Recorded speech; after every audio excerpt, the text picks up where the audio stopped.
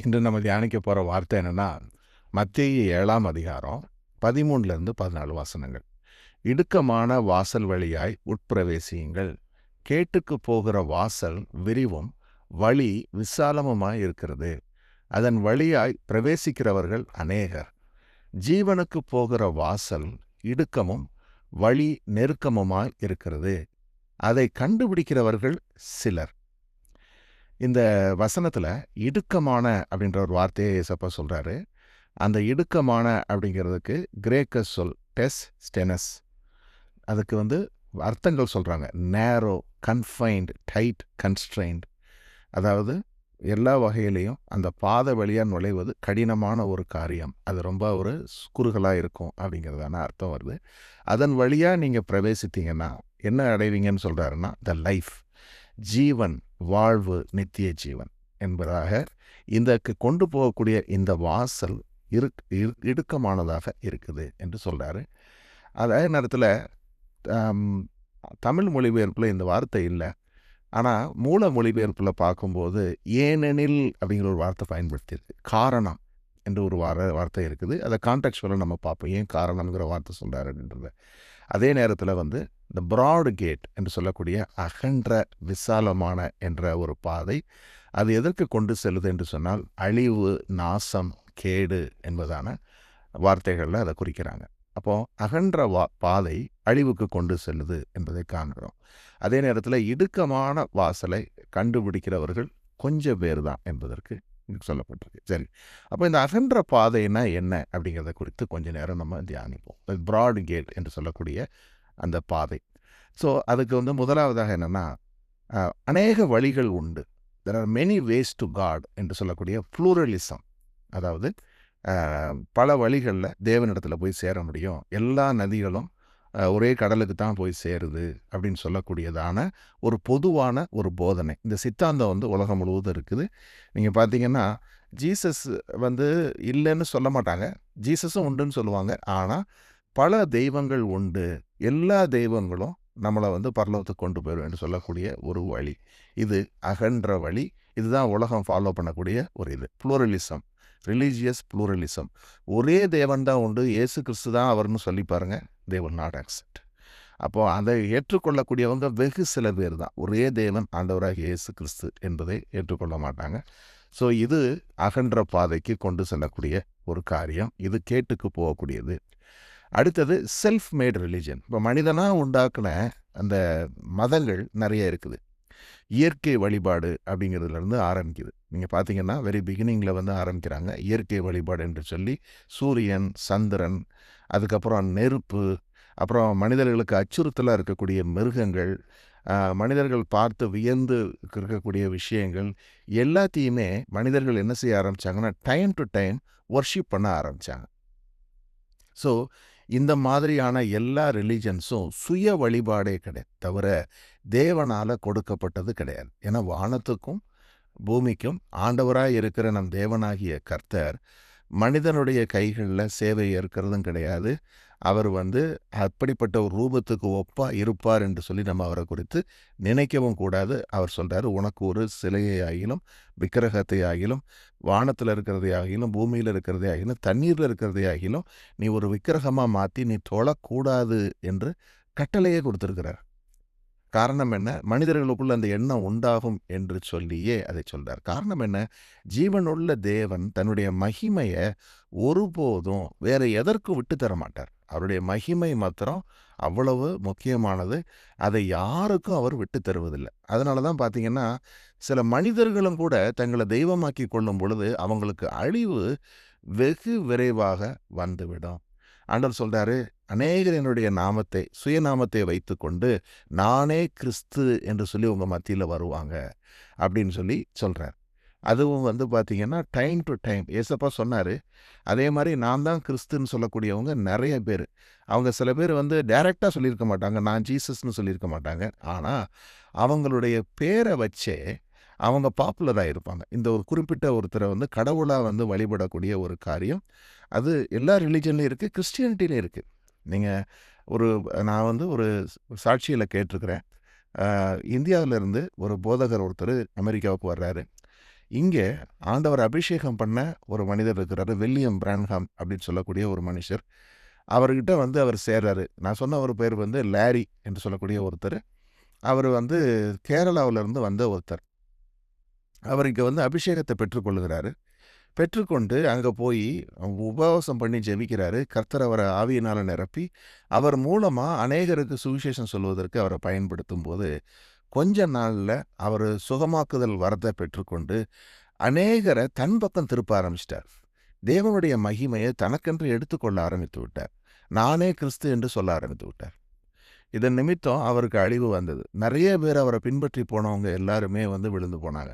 So இதுவும் பார்த்தீங்கன்னா இந்த செல்ஃப் மேட் ரிலீஜன் என்று சொல்லக்கூடிய சுய வழிபாடு அல்லது அநேகரை வழிபடக்கூடிய இயற்கையை வழிபடக்கூடிய வழிபாடு, இது எல்லாமே வந்து ப்ராட்கேட். ஏன்னா இது வந்து ஒருத்தர் 2 பேர் இல்லை, இது மாதிரி எக்ஸாம்பிள்ஸ் வந்து ஏராளமாக இருப்பாங்க. இன்றைக்கும் கூட இந்தியாவில் பார்த்தீங்கன்னா ஒரு குறிப்பிட்ட ஒரு சாமியார் ஒருத்தரை வந்து வழிபடக்கூடிய ஒரு தனிப்பட்ட ஒரு மனிதனை தொழக்கூடிய விஷயத்தில் வந்து அநேகர் போவாங்க. ரொம்ப படித்த டாக்டர்ஸ்லேருந்து பெரிய எல்லாரும் போவாங்க. இப்போ வெனிசுவேலா அதிபர் கைது செய்யப்பட்டார். அவரும் கூட இந்த மாதிரி ஒரு வழிபாட்டுக்கு போயிருக்காரு இந்தியாவுக்கு. ஸோ இப்போ பார்த்தீங்கன்னா இது வந்து அகன்ற பாதை. அடுத்தது இன்னொரு விஷயம், அகன்ற பாதைக்கு கொண்டு போகிற விஷயங்களில் ஒரு முக்கியமான ஒரு சாத்தானுடைய ஒரு பொய் என்னன்னா, பாவத்துக்கு விளைவுகள் கிடையாது, எல்லோரும் பாவிகள் என்று சொல்லக்கூடிய அந்த ஒரு பிப்ளிக்கல் கான்டெக்ஸ்ட்டை எடுத்துக்கிட்டு எல்லாரும் பாவம் பண்ணியிருக்கிறதுனால பாவத்துக்கு ஒன்றும் பிரச்சனை கிடையாது, ஆண்டவருக்கு தண்டனை ஒன்றும் கொடுக்க மாட்டார்னு சொல்லக்கூடியதான ஒரு விஷயம். இது என்னன்னா தேவனுடைய நீதியை மினிமைஸ் பண்ணி அவருடைய கருணையையும் அவருடைய அன்பையும் மாத்திரம் சொல்லி அதுக்கப்புறம் மனம் திரும்புதல் என்கிற ஒரு காரியத்தை நம்மக்கிட்ட கொண்டு வராமலேயே கன்விக்ஷன் பண்ணாமலேயே பண்ணக்கூடிய ஒரு காரியம். இதுவும் அகண்ட பாதை. அப்போது இன்றைக்கி இந்த ப்ராஸ்பெரிட்டி ப்ரீச்சிங் என்று சொல்லக்கூடிய அந்த காஸ்பல் அது எல்லாமே பார்த்திங்கன்னா அங்கே சின்ன பற்றி கன்விக்ட் பண்ணவே மாட்டாங்க, சின்ன பற்றியும் பேச மாட்டாங்க, அதை மாதிரி அந்த ரைச்சியஸ் லிவிங்கை பற்றியும் பேச மாட்டாங்க. ஆனால் ஒரு ஃபீல் குட் அப்படிங்கிற மாதிரியே கொடுப்பாங்க. பைபிள்லேருந்து ஆசீர்வாதமான வசனங்களை மட்டும் கொடுப்பாங்க. ஆபிரகாம் ஒரு ஆசீர்வதிக்கப்பட்டவர் என்பதையும் அவர் ஒரு செல்வந்தர் அப்படிங்கிறதையும் சொல்லுவாங்க. இப்படியே கொஞ்சம் வார்த்தைகளை மட்டும் எடுத்து பிரசங்கம் பண்ணுவாங்க. அந்த சபைக்கு நீங்கள் போனீங்கன்னா உங்களுக்கு பார்க் பண்ண இடம் இருக்காது, அவ்வளவு பேர் அந்த இதுக்கு வந்து வருவாங்க. ஏன்னா எல்லாரும் அதை தான் கேட்க விரும்புகிறாங்க. யாருக்குமே வந்து கஷ்டப்படக்கூடாது, வாழ்க்கையில் எல்லா வித வசதிகளும் வந்து விட வேண்டும். தேவனை வழிபடுவது வந்து ஒரு என்ன சொல்கிறது, நம்முடைய தேவையை கொடுக்கறதுக்கு தான் கடவுள் இருக்காரு அப்படிங்கிற ஒரு சித்தாந்தம். இதுவும் வந்து பார்த்திங்கன்னா அழிவுக்கு கொண்டு செல்லக்கூடிய ஒரு பாதையாக இருக்குது. சரி, அடுத்தது ஆண்டவர் வந்து நான் சந்தோஷமாக இருக்கிறேன்னு தான் வருவார். God wants me to be happy. So அப்போது என்னென்னா சந்தோஷத்துக்காக என்ன வேணால் செய்யலாம் அப்படின்ற ஒரு காரியமும் இந்த ப்ராட்வே. ஏன்னா மன மகிழ்ச்சியாக இருப்பதே தேவனுடைய விருப்பம் என்று சொல்லக்கூடியது. இப்போ இதுவும் கூட பைபிள்லேருந்து திருடப்பட்ட ஒரு பாதி சத்தியம். ஏன்னா கர்த்தர் சொல்கிறாரு, நீங்கள் கிறிஸ்துவுக்குள் சந்தோஷமாக இருங்க. நம்ம சந்தோஷமாக இருக்க தான் சொல்கிறாரு, ஆனால் கிறிஸ்துவுக்குள் சந்தோஷமாக இருங்கள். காரணம் என்னன்னா உலகத்தில் நமக்கு உபத்திரவம் உண்டு, ஆனால் கிறிஸ்துவுக்குள்ள நமக்கு ஆறுதலும் உண்டு, சந்தோஷமும் உண்டு. இது எப்படின்னு சொல்லி பார்த்தோம்னா, நம்ம ஒரு காரியத்தை செய்யும்போது அல்லது நம்ம வாழ்க்கையில் எதிர்பாராத விதமான துன்பங்கள், பிரச்சனைகள், கடன் தொல்லை எது வந்தாலும் அவைகள் எல்லாவற்றிலும் நம்ம தனி ஒருத்தராக முயற்சி செய்து மற்றவர்களைப் போல நம்முடைய சொந்த கரத்தை நம்ப போவதில்லை. கர்த்தரிடத்தில் நம்பிக்கையாக இருக்கிறோம், கர்த்தரிடத்தில் மனமகிழ்ச்சியாக இருக்கிறோம். அவர் காரியங்களை நமக்கு வாய்க்க பண்ணுறார். அப்போ கர்த்தரிடத்தில் மனமகிழ்ச்சியாக இருக்க வேண்டும் என்பது உண்மை, ஆனால் மனமகிழ்ச்சிக்காக என்ன வேணால் செய்யலாம் என்பது பொய். இந்த ரெண்டையும் கலந்து ஒரு விதமான ஒரு தத்துவமாக கொடுக்கப்பட்டது தான் இந்த ஒரு காரியம். இதுவும் அகன்ற வாசலுக்கு கொண்டு போகக்கூடிய ஒரு விஷயம். இது அழிவுக்கு போகக்கூடிய ஒரு பாதை. ஏன்னா என்னுடைய சந்தோஷத்துக்காகன்னு நான் செய்கிறேன்னு வச்சுக்கோங்க, அப்போ என்ன செய்ய தொடங்குவேன், என்னுடைய மனதில் பட்ட பாவ காரியங்கள் எல்லாமே வந்து ஓகே ஒன்றும் தப்பு இல்லை அப்படின்னு சொல்லக்கூடியதான், நானே என்னுடைய தப்புகளை எல்லாம் நியாயப்படுத்தக்கூடிய ஒரு காரியம் உண்டாகிவிடும் அப்படின்னு சொல்லக்கூடியது. அதோடு நெருங்கினது தான் ஃபாலோ யுவர் ஹார்ட். உன் மனசில் என்ன நல்லதுன்னு படுதோ அதை செய் அப்படின்னு சொல்லக்கூடிய ஒரு காரியம். இதுவும் வந்து பார்த்திங்கன்னா வேதத்துக்கு புறம்பான ஒரு காரியம். ஏன்னா வேதம் என்ன சொல்லுது, மனிதனுடைய இருதயமே எல்லாவற்றை காட்டிலும் திருக்குள்ளதும் கேடுள்ளதுமாக இருக்குது என்பதாக. அப்போது நம்முடைய இருதயத்தில் வரக்கூடிய எண்ணங்கள் பெரும்பாலும் சுயத்தை பற்றினதாகவே இருக்குது. என்னுடைய செல்ஃப் கிராட்டிஃபிகேஷன், என்னுடைய செல்ஃப் சக்ஸஸ், அல்லது எனக்குன்னு நான் ஏதாவது செய்யணும் அப்படின்ற ஒரு காரியம். இவைகள் எல்லாமே வந்து தேவனுடைய கட்டளைகளுக்கு விரோதமாக இருக்குது. நான் சொன்ன அந்த பிரதான கட்டளைகளில் ஒன்று, தேவனிடத்தில் அன்பு கூறுவது. என்னை காட்டிலும், எல்லாவற்றை காட்டிலும் தேவனிடத்தில் அன்பு கூறுவது. அடுத்தது தான் என்னை போல மற்றவரிடத்துல அன்பு கூறுவது என்பதாக. அப்போ இதில் சுயங்கிறது கடைசியாக போயிடுது. முதல்ல தேவ அன்பு, பிறர் அன்பு, அப்புறம் சுயங்கிறது கடைசியாக போய் விடுகிறது. அப்படி இருக்கும்போது இந்த ஃபாலோ த ஹார்ட் அப்படிங்கிற இந்த பிரின்சிபிள் படி நம்ம போனோம்னு சொல்லும்போது என்ன ஆகி விடுகிறோம்? நம்ம கேட்டுக்கு போகக்கூடிய வழியில் போய் விடுகிறோம். ஏன்னா மனிதனுடைய பார்வைக்கு நலமாய் தோன்றுகிற வழிகள் பல உண்டு, ஆனால் விளைவோ மரண வழிகள்னு சொல்லக்கூடியதா வசனம் சொல்லுது. அப்போ எனக்கு நல்லதாக படுறது எல்லாத்தையும் நான் செய்யக்கூடாது. கர்த்தருடைய பார்வையில் எது சரியோ அதை செய்ய வேண்டும். அதே மாதிரி உலகத்தின் எக்ஸாம்பிளையும் ஃபாலோ பண்ண முடியாது. எல்லாரும் பண்ணுறாங்க, எல்லாரும் இந்த வழியாக தான் போகிறாங்கன்னு சொல்லி நான் ஃபாலோ பண்ணேன்னா நான் போய் குழியில் விழ வேண்டியதாக இருக்கும். ஆனால் கர்த்தருடைய பாதையில் நடக்கும்போது அதுக்கு உதாரணமே இருக்க மாட்டாங்க. இப்படியெல்லாம் பண்ண முடியுமான்னு கூட கேள்வி உண்டாகும். ஆனாலும் தேவன் இப்படி சொல்லி இருக்கிறார், நான் அப்படித்தான் செய்வேன் என்று உறுதியாக நம்ம நின்றால் நம்ம வெற்றி பெறுவோம். சரி, இப்போ இதெல்லாமே வந்து பார்த்து விட்டோம். அதுக்கப்புறம் வந்து கொஞ்சம் கேரக்டரிஸ்டிக்ஸ், இந்த அகண்ட வாசலுக்குரிய கேரக்டரிஸ்டிக்ஸ் என்று சொல்லி அதனுடைய இலக்கணங்களை கொஞ்சம் பார்த்து விட்டு அப்புறம் வந்து ஜீவனுக்கு போகக்கூடிய வாசலை குறித்து நம்ம பார்ப்போம். அப்போது விரிவான வாசலுக்கு என்னென்னா, இருதயத்தில் மாற்றம் கிடையாது.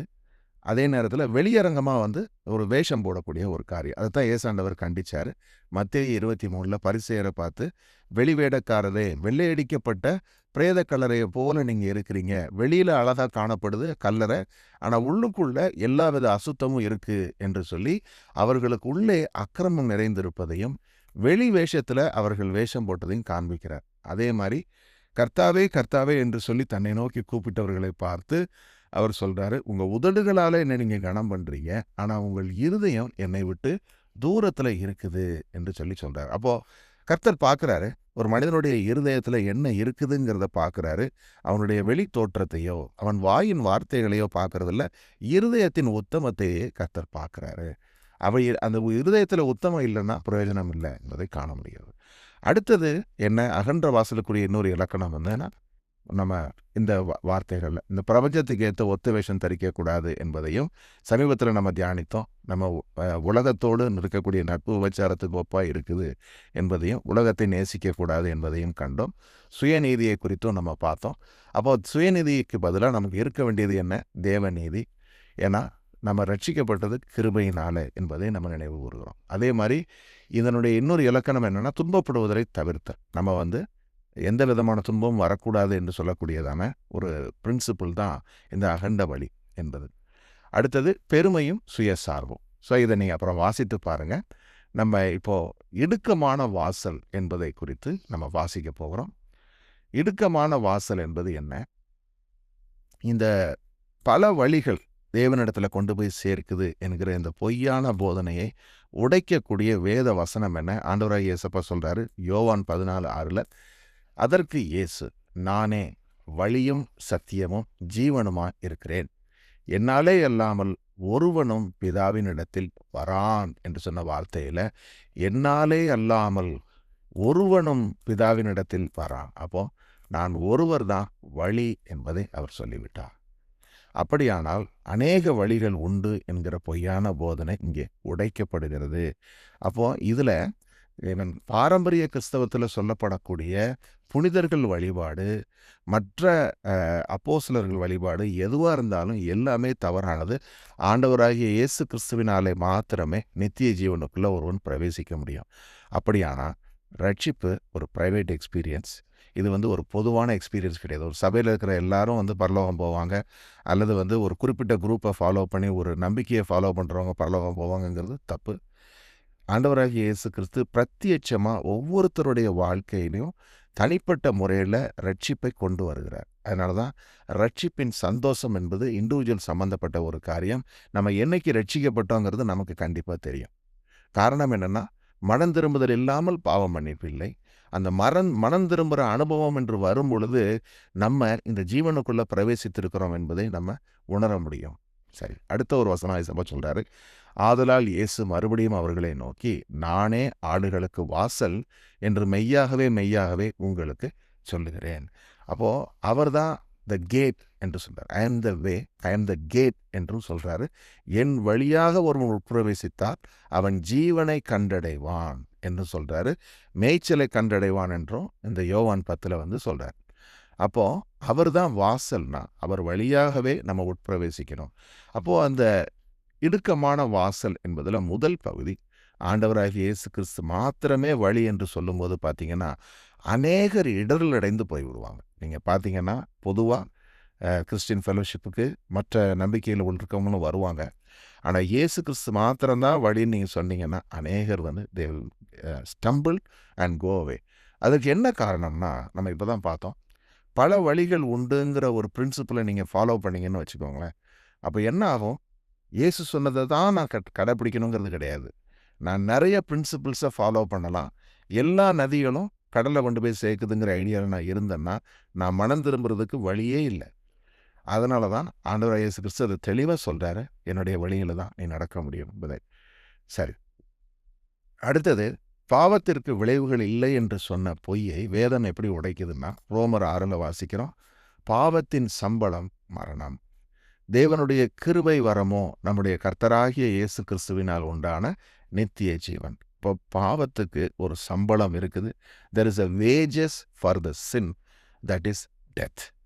அந்த டெத்து என்கிற அந்த ஒரு சம்பளத்தை கொடுத்தே ஆகணும். அப்போ எந்த பாவம் செய்கிற ஆத்மாவே சாகும் என்றும் வேதவசனம் சொல்லுது. அப்படியானா எந்த ஒரு மனிதனும் பாவத்துக்கு தன்னை விதிவிலக்காக்கி தப்பித்து கொள்ளவே முடியாது.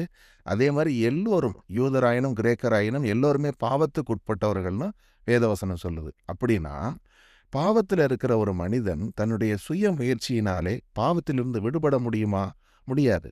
அவனாக ஏதாவது ஒன்றை செய்து அதிலிருந்து விடுபடவே முடியாது. அதனால தான் பார்த்தீங்கன்னா, இஸ்லாமியத்தில் இருக்கிறவங்க தான் ரொம்ப ஒரு டார்மெண்டேஷனில் இருப்பாங்க. ஏன்னா காரணம் என்ன தெரியுமா?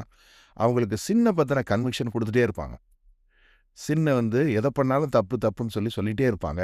ஆனால் அந்த தப்புலேருந்து எப்படி விடுபட முடியுன்றத அவங்களுக்கு கிடையாது. They don't have the gospel truth. அதனால தான் அங்கே உள்ளவங்க வந்து பார்த்திங்கன்னா, எப்படியாவது நற்கிரியை செஞ்சணும்னு சொல்லி நினச்சி ஏதாவது ஒரு குட் திங்ஸ் நம்ம செஞ்சிட்டே இருக்கணும்னு செஞ்சிட்டே இருப்பாங்க. ஆனால் ஒரு குட் திங்ஸ் பண்ணி முடிக்கிறதுக்குள்ளே இன்னொரு பேட் திங் பண்ண உடனே என்ன ஆகிடும், திரும்ப அவங்களுக்குள்ள டார்மெண்டேஷன் வந்துடும், அந்த பயம் வந்துவிடும்.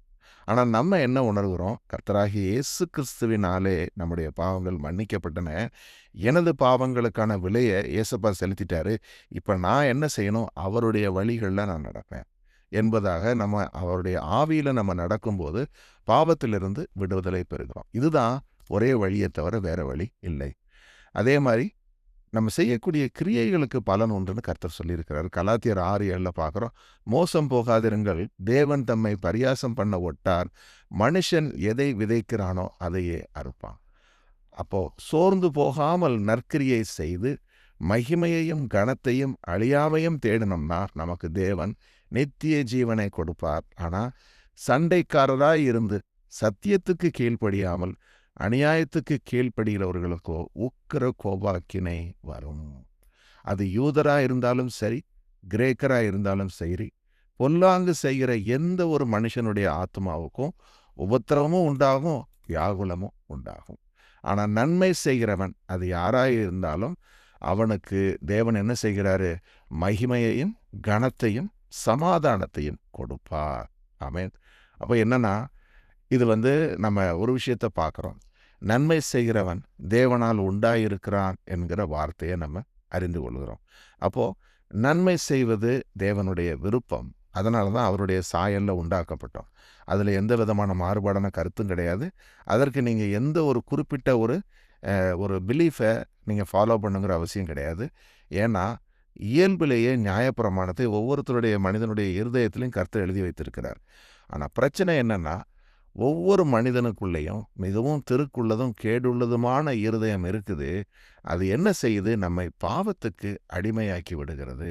எல்லா மனிதர்களும் பாவம் செய்து தேவ மகிமையற்றவர்களாகி இலவசமாய் இயேசு கிறிஸ்துவில் உள்ள நீதியை கொண்டு நீதிமான்கள் ஆக்கப்படுகிறார்கள் என்று வாசிக்கிறோம். அப்போது பாவம் செய்வதனால நமக்கு வரக்கூடிய சம்பளம் மரணம், அது இலவசமாக நம்ம வாழ்க்கையில் வந்துடுது. நம்ம கேட்டு வாங்கல, அது நேச்சுரலாகவே நமக்குள்ளே வந்துடுது. ஆனால் ஆண்டவராகிய இயேசு கிறிஸ்து நம்மை சந்திக்கிறார். எந்த சூழ்நிலையில் இருந்தாலும் நம்மை சந்தித்து நமக்கு அவருடைய மன்னிப்பை, அவருடைய சமாதானத்தின் சுவிசேஷத்தை கொடுத்து பிதாவின் இடத்துல நம்மை ஒப்புரவாக்குகிறார். இந்த ஒப்புரவாக்குதலின் மூலமா நம்ம தேவனோடு இணைந்து விடுகிறோம். இப்போ நம்ம அவரை போல நன்மை செய்ய தொடங்குகிறோம். அப்படி செய்யும் பொழுது நமக்கு மகிமை, கனம், சமாதானம் உண்டாகும். இப்போ கிறிஸ்தவர்கள் ஆயிட்டோம், மனம் திரும்பிட்டோம். அதற்கு பிறகும் நம்ம நன்மை செய்யாமல் இருந்தால் அப்போ என்ன செய்யறது? அப்போவும் பார்த்தீங்கன்னா என்ன உண்டாகும்? நம்ம நன்மை செய்யாமல் இருக்கும் பொழுது சமாதானம் நம்ம இடத்துல இருக்காது. ஏன்னா நமக்குள்ளே இருக்கிற ஆவியானவர் வைராக்கிய வாஞ்சியாக இருக்கிறாரு. அவர் நன்மை செய்வதற்காகத்தான் நம்மளை தெரிந்து கொண்டார். அப்போ நாள்தோறும் நமக்குள்ளே இருந்து வழி நடத்துகிற நம் தேவன் நம்மை ஃபோர்ஸும் பண்ண மாட்டார். He will never force. அதே நேரத்தில் நமக்கு வசனத்தில் இருக்கிற நன்மைகளை எடுத்து காண்பித்து கொண்டே இருப்பார். இதன் மூலமாக நம்ம செய்யணுங்கிறத காண்பித்து கொடுத்து கொண்டே இருப்பார். ஆனால் அவருடைய சத்தத்தை நம்ம காம் டவுன் பண்ண முடியும். நான் விரும்புகிறத தான் நான் செய்வேன்னு சொல்லும் பொழுது ஆவியானவர் என்ன செய்கிறாரு? துக்கப்படுகிறார். அந்த நேரத்தில் நமக்குள்ள உள்ள சமாதானம் குலைந்து போவதை நம்ம பார்க்குறோம். நம்ம உள்ள மாதிரி ஒரு சமாதானம் இல்லாத மாதிரி இருக்குதே, எது பண்ணாலும் ஒரு சந்தோஷம் இல்லையேங்கிற உணர்வு எதனால் வருதுன்னா, நம்ம நன்மை செய்யாமல் இருக்கும்போது இந்த உணர்வு உண்டாகும். ஆனால் நம்ம தனிமையில் போய் செபித்து ஆவியானவருடைய சத்தத்துக்கு செவி கொடுத்து நம்ம கீழ்ப்படியும் போது உடனடியாக அந்த சமாதானம் நமக்குள்ளே மீட்கப்படுது. இப்படித்தான் நம்ம தொடர்ந்து அந்த சமாதானத்தில் நிலைத்து இருக்க முடியும் என்பதை காண்கிறோம். அடுத்தது, பாடுகள் மூலமாகத்தான் மகிமையில் பிரவேசிக்க முடியுங்கிறத ஆண்டவராகிய இயேசு கிறிஸ்து நமக்கு சொல்லி கொடுத்துருக்கிறார். அப்போது 2 தீமோத்தேயுல வாசிக்கிறோம், அவரோடு கூட பாடுகளை சகித்தோமானால் அவரோடு கூட ஆளுகையும் செய்வோம். நாம் அவரை மறுதலித்தால் அவரும் நம்மை மறுதலிப்பார். அப்போது இந்த உலகத்தில் நம்ம இருக்கிறோம். இந்த உலகத்துக்குரியவர்கள் அல்ல, கிறிஸ்துவுக்குரியவர்களாக இருக்கிறோம். அப்போ உலகம் கிறிஸ்துவுக்குரியவர்களை எப்போதுமே பெர்சிக்யூட் பண்ண தான் செய்யும். அப்போ நன்மை செய்யும் போது பாடுகள் வரும். அந்த பாடுகளை நாம் சகித்தோம் என்று சொன்னால் அது தேவனுக்கு பிரியமான ஒரு காரியமாக இருக்குது. ஏன்னா தீமை செய்து பாடு அனுபவிப்பதிலும் தேவனுக்கு சித்தமானால் நன்மை செய்து பாடு அனுபவிப்பதே நலம் என்று வாசிக்கிறோம். அப்போ நீங்கள் கிறிஸ்துவுக்குட்பட்டு வாழணும்னு நீங்கள் நினச்சாலே உங்களுக்கு பாடுகள் வரும் என்றும் வேதவசனம். நான் நன்மை செய்யணும்னு கூட இல்லை, நன்மை செய்யணும்னு நினச்சாலே பாடுகள் வரும் என்று. அப்போ இந்த பெர்சிக்யூஷனுக்காக வேண்டி நம்ம நன்மை செய்யாமல் இருந்தோம்னா அப்போதும் நம்ம என்ன செய்ய விடுவோம்? ஒரு லூக்வாம் கிறிஸ்டியானிட்டிக்குள்ளே நம்ம போய் விடுவோம். நம்மளால் ஒரு பிரயோஜனமும் இருக்காது. சாரமற்ற உப்பாக, வெளிச்சமில்லாத வெறும் விளக்காக நம்ம மாறிவிடுவோம். அதனால் எந்தவித பிரயோஜனமும் இல்லை. ஒரு அடையாள கிறிஸ்தவனாக இருப்பதனால தேவனுக்கு பிரியம் உண்டாகாது. அப்படி அவருக்கு பிரியமில்லாத ஒரு காரியத்தில் நம்ம வாழ்வதனால எந்த பிரயோஜனமும் இல்லை என்பதை காண்கிறோம். அதே நேரத்தில் லூக்கால வாசிக்கும் சொல்கிறார், பின்பு அவர் எல்லோரையும் நோக்கி, ஒருவன் என் பின்னே வர விரும்பினால் அவன் தன்னைத்தான் வெறுத்து தன் சிலுவையை அனுதினமும் எடுத்துக்கொண்டு என்னை பின்பற்ற கடவன். தன் ஜீவனை ரட்சிக்க விரும்புகிறவன் அதை இழந்து போவான். என் நிமித்தமாக தன் ஜீவனை இழந்து போகிறவன் அதை ரட்சித்து கொள்ளுவான். மனுஷன் உலகமெல்லாம் ஆதாயப்படுத்தி கொண்டாலும் தன்னைத்தான் கெடுத்து நஷ்டப்படுத்தினால் அவனுக்கு லாபம் என்ன? ஒரு இழப்பான நேரத்தில் நம்ம வாழ்க்கையில் வரும் பொழுது தான் லைஃபினுடைய அந்த ட்ரூ ரியாலிட்டியை நம்ம ஃபேஸ் பண்ண முடியும். இப்போ நாங்கள் ஃபியூனரல் அட்டன் பண்ணோம். அந்த பிரதர் செந்தில் அவங்களுடைய வீட்டு ஃபியூனரலுக்கு போயிருக்கும்போது ஒவ்வொருத்தருடைய இருதயத்திலும் இருந்த ஒரு பெரிய ஒரு பாரம் என்னென்னா, இவ்வளவு கொஞ்சம் வயசில் அந்த மகா அவருடைய வாழ்க்கை முடிந்து விட்டதே என்று சொல்லி எல்லோரும் வேதனைப்பட்டாங்க. அவளுக்கு எந்த விதமான அறிகுறியும் இல்லை, அவள் வாழ்க்கை எப்படி முடிஞ்சு போய் அப்படிங்கிற ஒரு எண்ணத்துக்குள்ளே வரும் பொழுது எல்லாருக்குள்ளேயும் அப்படி ஒரு பேர்டன். அது மட்டும் இல்லை, ஒரு கிட்டத்தட்ட 2 வார காலமாக அவங்களோடு கூட ஆஸ்பத்திரியில் இருந்த ஒவ்வொரு சகோதர சகோதரிக்கும் உணர்த்தப்பட்ட விஷயம் இதுதான். என்னென்னா, நம்மளுடைய வாழ்நாள் எத்தனை நமக்கு தெரியாது. அவர் சொல்கிறார், தாவீது தன்னுடைய கடிதத்தில் சொல்லும்போது சொல்கிறார், ஆண்டவரே என்னுடைய ஆயுசு நாட்கள் எவ்வளவு குறைவானது என்பதை எனக்கு காண்பியும். காரணம் என்னென்னா, I do not know my expiry date. கர்த்தர் அறிந்திருக்கிறார். அப்போது அதே நேரத்தில் இந்த பூமியில் என்ன அவர் வைத்திருக்கிறாரு, என்னுடைய நோக்கம் என்னவோ அதை நான் செய்து முடிக்கும் அளவும் நான் இங்கே இருக்கிறேன். அப்போது ஒவ்வொரு நாளும் கர்த்தருக்குட்பட்டு நான் நன்மை செய்யும் பொழுது பரலோகத்தில் பொக்கிஷத்தை சேர்க்கிறேன். நித்திய தெய்வனுக்கான அந்த பொக்கிஷத்தை சேர்க்கிறேன். இவைகள் எல்லாவற்றையும் நான் செய்து முடித்த பிறகு ஆண்டவராகிய இயேசு கிறிஸ்து ஜீவ கிரீடத்தை நமக்கு அவர் கொடுப்பார். நல்லதொரு ஓட்டத்தை ஓடினேன், எனது ஓட்டத்தை முடித்தேன் என்று சொல்லி we will be able to get there to be in the eternal life. அந்த வாழ்க்கை தான் நித்தியமான ஒரு வாழ்க்கை என்பதை காண்கிறோம். அப்போது அந்த வாழ்க்கைக்குள்ளே போகிறதுக்கு இந்த பூமியில் நம்ம வாழக்கூடிய நாட்களில் அவரை பின்பற்றி நடக்கிற பொழுது சிலுவை உண்டு. நம்ம ஒவ்வொருவருக்கும் ஒவ்வொரு விதமான சிலுவை கொடுக்கப்பட்டிருக்கு. அந்த எதை நம்மளால் தாங்க முடியுமோ அப்படிப்பட்ட ஒரு சிலுவையை தான் கர்த்தர் அனுமதிச்சிருக்கிறாரு. ஆகையினால அந்த பாடுகளை நம்ம ஒருபோதும் அதை விட்டு தப்பித்து கொள்ள வேண்டும் நினைக்காம மகிழ்ச்சியோடு ஆண்டவராகிய இயேசு கிறிஸ்துவினுடைய துணையோடு நம்ம ஒவ்வொரு காரியத்தையும் செய்யும் பொழுது அவர் அதை எல்லாவற்றையும் தாண்டி போகிற வழியை அவர் உண்டாக்குறார். சோதனையை தாங்க வல்ல போக்கையும் தேவன் உண்டாக்குவார் என்ற வசனத்தின்படி சோதனையை சகிக்கிற மனுஷன் பாக்கியவான் என்றும் போட்டிருக்கு. அப்போ ஒவ்வொரு சோதனை கட்டத்துக்குள்ளே போகும்போதும் நமக்கு விசேஷித்த ஒரு கிருபையை கொடுத்து அதை தாண்டி போகக்கூடிய ஒரு போக்கை தேவன் உருவாக்குகிறார். இது ஒன்று. ரெண்டாவது, என்னால் யோசனையே பண்ண முடியல, எனக்கு என்ன ஒரு சொல்யூஷன் கிடைக்க போகுது, இதிலிருந்து எப்படி நான் விடுபட போகிறேன்னு நம்ம நினைக்கும் போதும் கூட கர்த்தரிடத்துல நம்ம விண்ணப்பம் பண்ணுகிறோம்.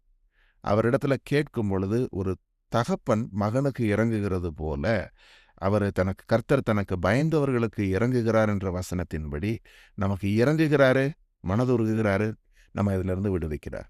ஆகையினால தான் எவ்வளவு பாடுகள் வருகிறதோ அதை காட்டிலும் மேலான ஆறுதலும் நமக்கு பெருகுகிறது. இதன் மூலமாக நம்ம ஜீவனுக்குள்ளே இருக்கிறோம். ஸோ இதுதான் நம்ம இன்னைக்கு தியானிக்கிற ஒரு வார்த்தையாக இருக்குது.